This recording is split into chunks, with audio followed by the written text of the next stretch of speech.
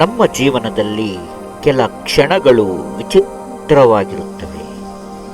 ಒಂದು ಸ್ಥಳಕ್ಕೆ ಹೋದಾಗ, ಒಬ್ಬ ವ್ಯಕ್ತಿಯನ್ನು ಕಂಡಾಗ, ಅಥವಾ ಒಂದು ಘಟನೆ ನಡೆದ ತಕ್ಷಣ ಮನಸ್ಸಿನಲ್ಲಿ ಒಂದು ಪ್ರಶ್ನೆ ಮೂಡುತ್ತದೆ.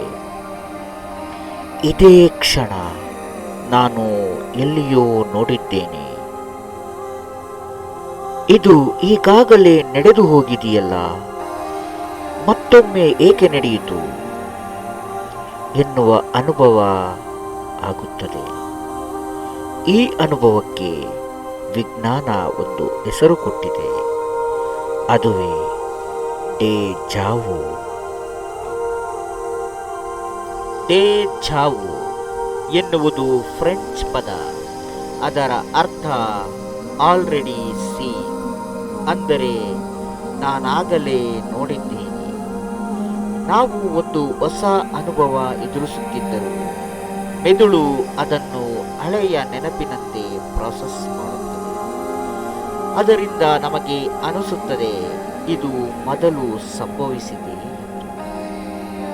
ವಿಜ್ಞಾನಿಗಳು ಹೇಳುವಂತೆ ಮೆದುಳಿನ ಮೆಮೊರಿ ಪ್ರೊಸೆಸಿಂಗ್ನಲ್ಲಿ ಸಣ್ಣ ಎರರ್ ಆಗಿರಬಹುದು. ಒಂದು ಮಾಹಿತಿ ಎರಡು ವಿಭಿನ್ನ ಪಾತ್ವೇ ಮೂಲಕ ಮೆದುಳಿಗೆ ತಲುಪುತ್ತದೆ. ಒಂದು ಮಾರ್ಗದಲ್ಲಿ ಸ್ವಲ್ಪ ಡಿಲೇ ಆಗಿದ್ದಾಗ ಎರಡನೆಯ ಮಾರ್ಗದಿಂದ ಬಂದ ಮಾಹಿತಿ ಹಿಂದೆ ಕಂಡದ್ದು ಎಂದು ಭಾಸವಾಗುತ್ತದೆ.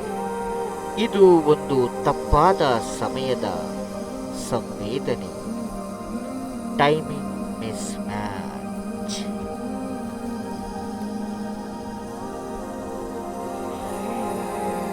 ಈ ಕ್ಷಣಕ್ಕೆ ಒಂದು ಉದಾಹರಣೆಯನ್ನು ನೀಡುವುದಾದರೆ, ನಾವು ತಿರುಪತಿಯಲ್ಲಿ ಧರ್ಮದರ್ಶನಕ್ಕೆ ಹೋದಾಗ ಸುಮಾರು 12 ಗಂಟೆಗಳ ಕಾಲ ನಾವು ಒಂದು ಬ್ಯಾರಿಕೇಡ್ನಲ್ಲಿ 600 ಜನರ ಮಧ್ಯೆ ಕುಳಿತಿರುತ್ತೇವೆ.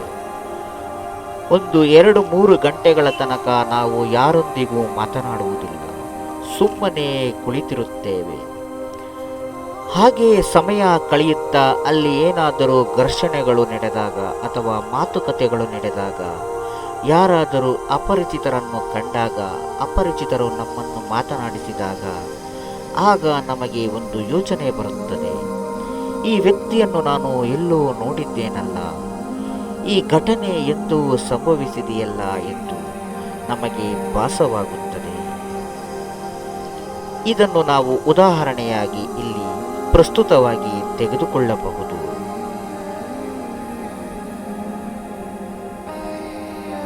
ಯಾಕಾಗಿ ಈ ಅನುಭವ ಬರುತ್ತದೆ? ಇದನ್ನು ವಿಶ್ಲೇಷಿಸಿದಾಗ ಕಂಡುಬರುವ ಕಾರಣಗಳು ಎಂದರೆ ಹೆಚ್ಚು ಆಯಾಸ, ಫೆಟೀಗ್, ಹೆಚ್ಚು ಕಲ್ಪನೆ ಮಾಡುವ ಸ್ವಭಾವ, ನಿದ್ರಾಹೀನತೆ, ಬ್ರೈನ್ ಫೆಮಿಲಿಟರಿ ಪ್ಯಾಟ್ರನ್ಸ್. ಈಗಾಗಲೇ ನಿಮಗೆ ಉದಾಹರಣೆಯನ್ನು ನೀಡಿದ್ದೇನೆ. ಇನ್ನೊಂದು ಉದಾಹರಣೆಯನ್ನು ಹೇಳುವುದಾದರೆ, ಒಂದು ಹೊಸ ಜಾಗಕ್ಕೆ ನಾವು ಹೋಗಿದ್ದರೆ ಅಲ್ಲಿ ಇರುವ ಬೆಳಕು, ವಾಸನೆ, ಲೇಔಟ್ ನಿಮ್ಮ ಹಿಂದಿನ ನೆನಪಿನೊಂದಿಗೆ ಸ್ವಲ್ಪ ಹೋಲಿಕೆಯಾಗಿರಬಹುದು. ಮೆದುಳು ಅದನ್ನು ಹಳೆಯ ಅನುಭವ ಎಂದು ಗುರುತಿಸುತ್ತದೆ.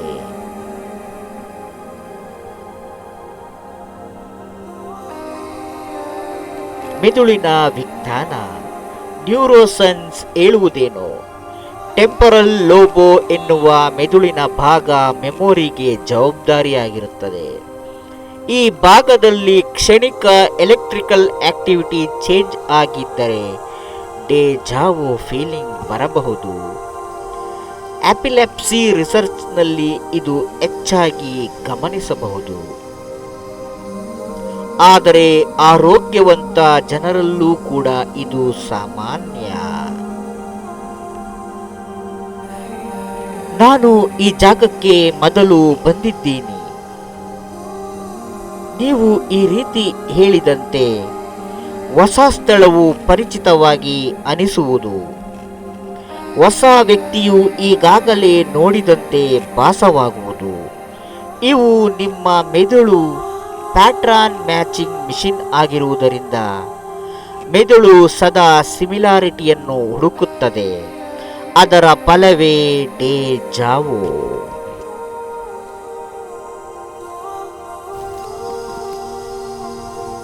ಇದು ಅಪಾಯಕರವೇ? ಹೆಚ್ಚಿನ ಸಂದರ್ಭಗಳಲ್ಲಿ ಇಲ್ಲ. ಅದು ಸಾಮಾನ್ಯ ಮಾನವ ಅನುಭವ. 60%ಕ್ಕೂ ಹೆಚ್ಚು ಜನರಿಗೆ ಜೀವನದಲ್ಲಿ ಕನಿಷ್ಠ ಒಂದು ಬಾರಿ ಆಗುತ್ತದೆ. ಯುವ ಜನರಲ್ಲಿ ಹೆಚ್ಚು ಕಂಡುಬರುತ್ತದೆ.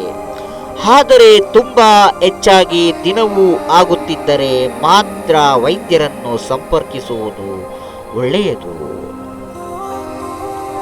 ವಿಜ್ಞಾನ ವರ್ಸಸ್ ರಹಸ್ಯ. ವಿಜ್ಞಾನ ಹೇಳುತ್ತದೆ ಇದು ಮೆಮೊರಿ ಗ್ಲಿಚ್. ತತ್ವಶಾಸ್ತ್ರ ಹೇಳುತ್ತದೆ ಕಾಲದ ಒಂದು ಮರ್ಮ. ಹೀಗಾಗಿ ಪ್ರಶ್ನೆ ಉಳಿಯುತ್ತದೆ, ನಾವು ಈಗ ಬದುಕುತ್ತಿರುವ ಕ್ಷಣ ಮೊದಲ ಬಾರಿಯೇ, ಅಥವಾ ಎಲ್ಲೋ ಇನ್ನೊಂದು ಜಗತ್ತಿನಲ್ಲಿ ಈಗಾಗಲೇ ನಡೆದಿದೆಯೇ?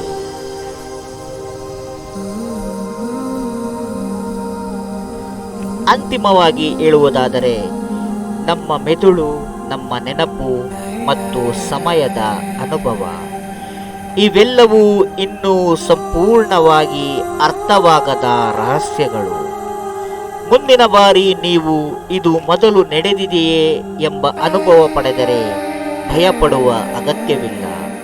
ಅದು ನಿಮ್ಮ ಮೆದುಳಿನ ಮೃದುವಾದ ಗುಟ್ಟು ಮಾತ್ರ ಇರಬಹುದು, ಅಥವಾ ಇನ್ನೂ ನಮಗೆ ತಿಳಿಯದ ಒಂದು ವಿಶ್ವದ ನಾದವಾಗಿರಬಹುದು.